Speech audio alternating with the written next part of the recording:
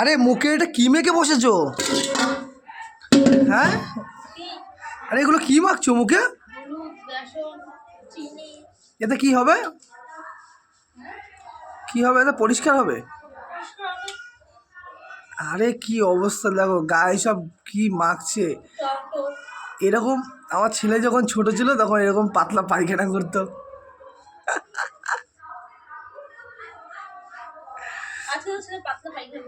বাচ্চাদের বাচ্চাদের পটি যেরকমের কালার সেই রকম ঠিক গায়ে মাখছে দেখো। কি অবস্থা, মুখটা দেখি, মুখটার অবস্থা দেখি। এ বাবা, এইসব কি মেখে বসে আছে দেখো গাইজ, এইসব কি মেখেছে দেখো।